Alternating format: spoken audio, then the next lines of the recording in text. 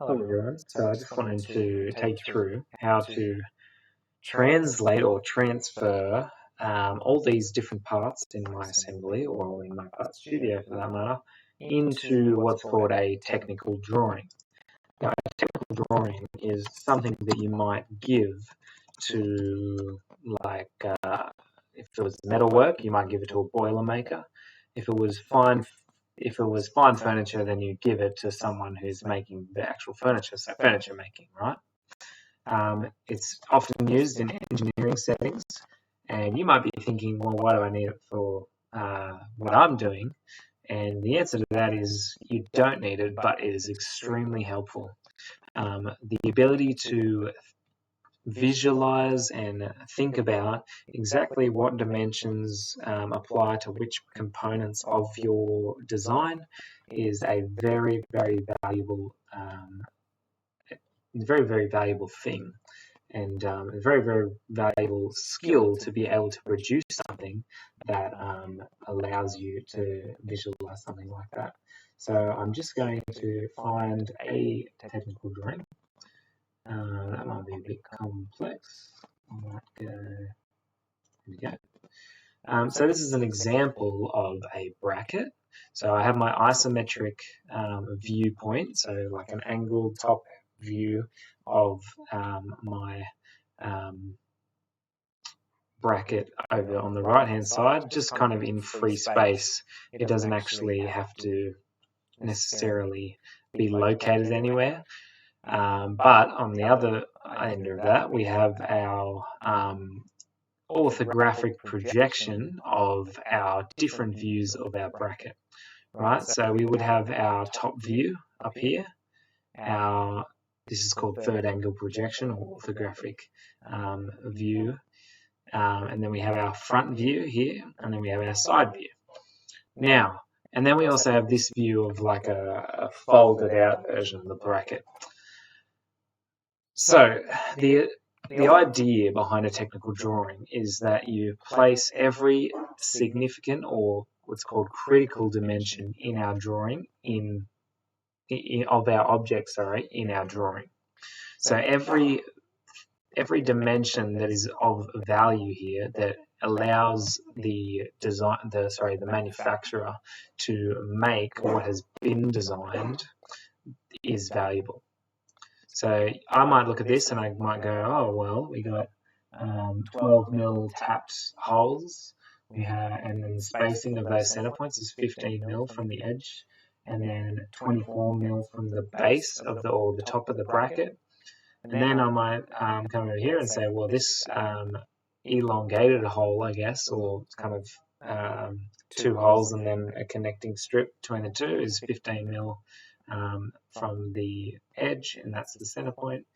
And then it's 20 mil from the two holes, the center points of both holes apart, and then they have the connecting strip between the two. So I might, basically what I'm going to do is I'm going to tell you how to make this. And I want to just note over here is what's called the title block of our drawing.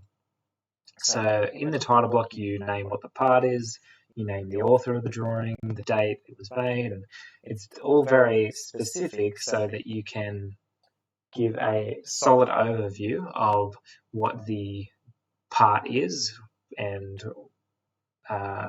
it's essentially for industry, like engineering, so that the people involved in the process can understand exactly where it came from and why it's valuable.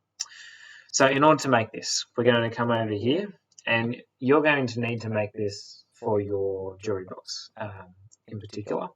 And the reason for that is so that you can give me a parts list at the end of the day, and I can see exactly what parts you need and what dimensions things need to be cut to and everything. So I'm going to click plus on this and go create drawing. And then I'm going to change my custom template to match these different settings.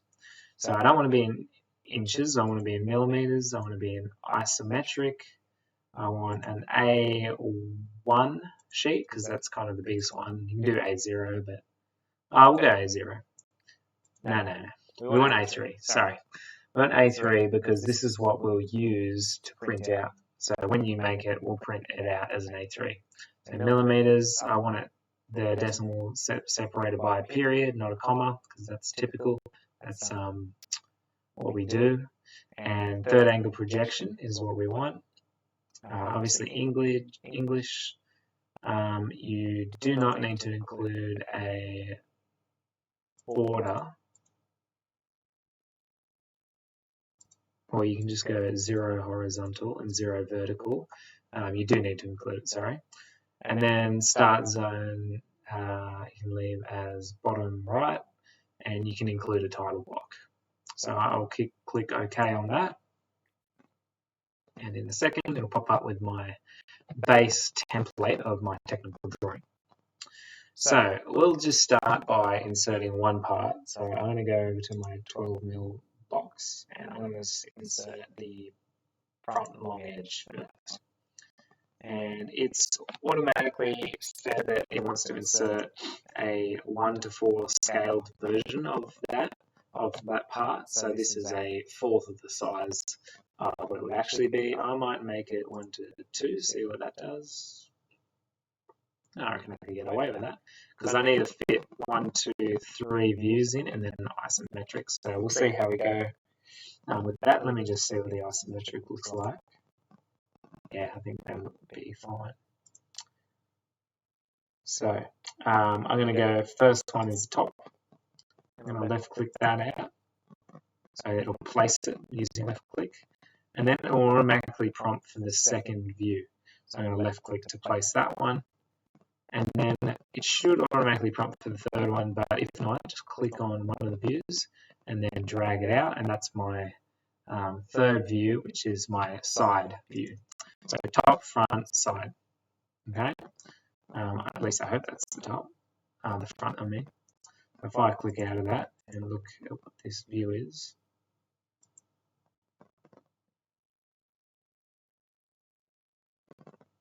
I'm not sure how to view what view it is. Oh, there we go. That's the front. Okay, so if I go back, there we go. I might leave it as front, just because that's how it's supposed to be. And then we want to do one more being isometric view.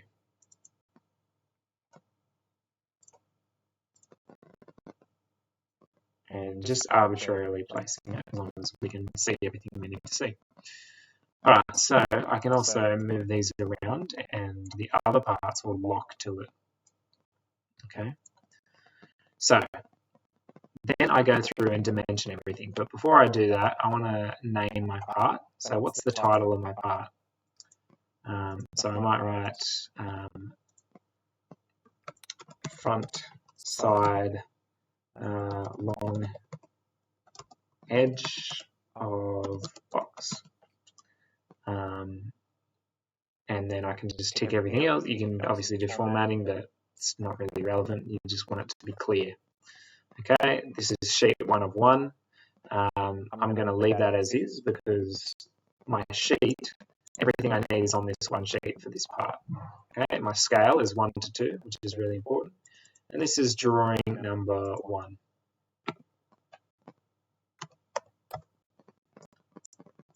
And you can put in the material, which is really important. So we'll go 12mm plywood. And the finish I'm going to use is Danish oil, but that's up to your discretion. You might want to stain it. I'll put my name down. So it's drawn by, let's say, Phil Smith. And then the date it was drawn, that's quite important. You can leave that as automatic. And then we have a few different little bits and pieces in here that tell us exactly what is going on in our drawing. Okay, so obviously you don't need to put your signature in there. That's probably more for the industry side of things, but that would be something that they typically do in industry in order to tell when things were made, because if things aren't kept up to date, then things can go wrong and be made the incorrect thing for another job. All right, and for the title, I just laid the text box down here, so click on that or a note, and then drag it up. And I'm just going to say that this is part 1 of I think 6 or maybe 7. Part 1 of double check just to make sure. 1 of 6 of the Heirloom box design.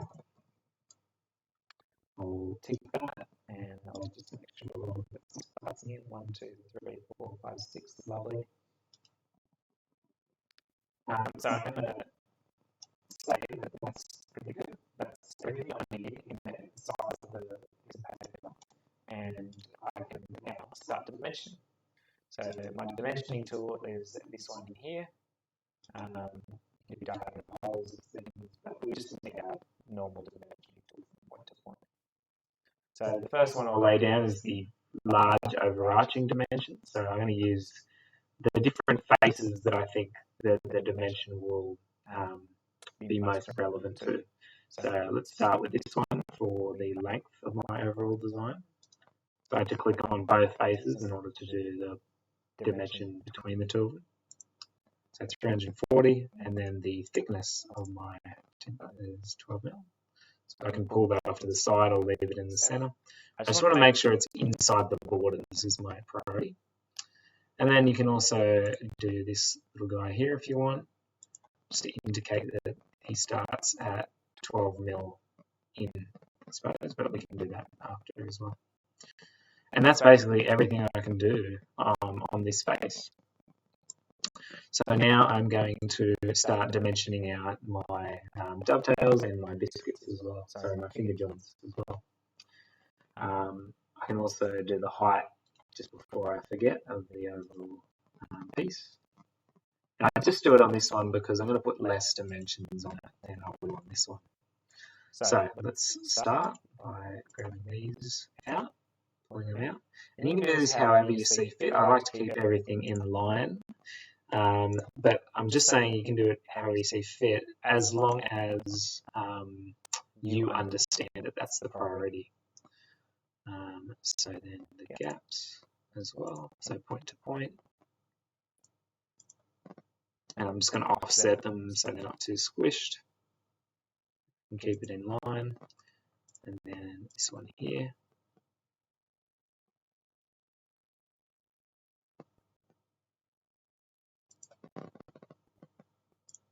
And I might move this drawing slightly up just so I have the 15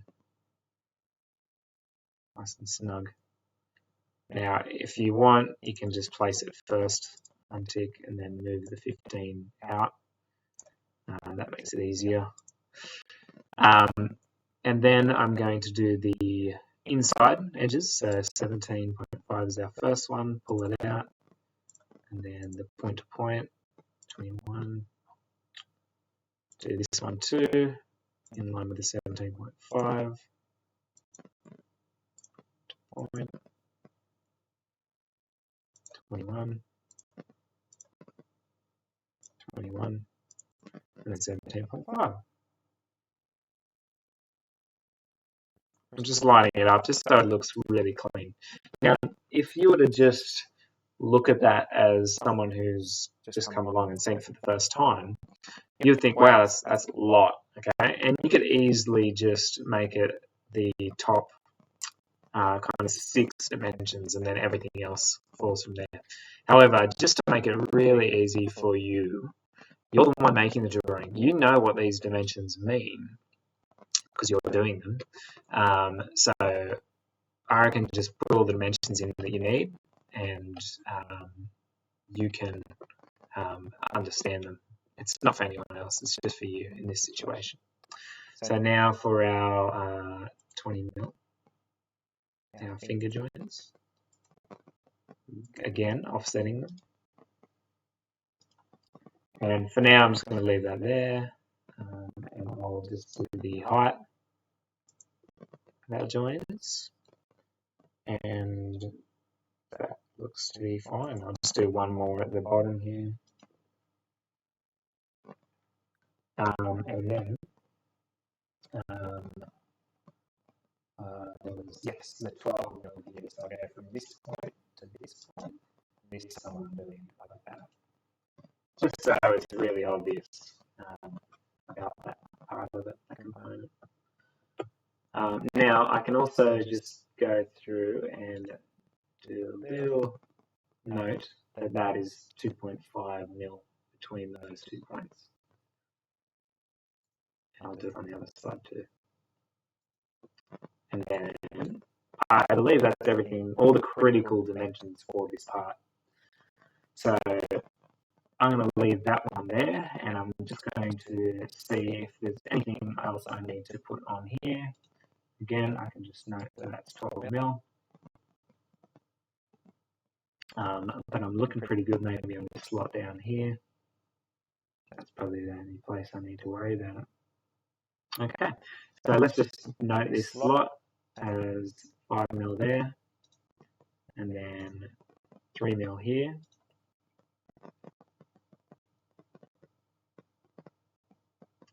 And then between this point and this face is 7 mil, which you could deduct through math, so it's actually not a critical dimension, but I'm just putting it there just for ease of use. So now this part here should be essentially irrelevant, okay? So I shouldn't really need to put any critical dimensions on it. And if I do, it's going to be inaccurate, as you can see, because of the angle that it's on, essentially. So I'm going to leave the rest for you guys to figure out. So you'll do one of these sheets for each part, okay? And you can also do one, I'll just show you quickly, one of the assembly. So I might come over here, go insert, and I might go assemblies and choose my hinge box. And this is the total assembly of all the different parts. So isometric, just to really show you. So you might do one of the assembly. Now, it would be good to keep the scale of all of your documents as 1:2 ratio. However, for the assembly, it might be a bit large. For the lid and the base, it might also be a bit large. So you can change it to a 1:4 for those ones, but try and keep everything else at 1:2 ratio. So that's the process of going through making a technical drawing. And it's just really important that you make sure all your critical dimensions are here, okay? And then when we do our assembly drawing, I might do a bit separate video for that because I'll show you how to make a cutting list on it. All right, so I'm going to stop the video here, and we'll see you next time.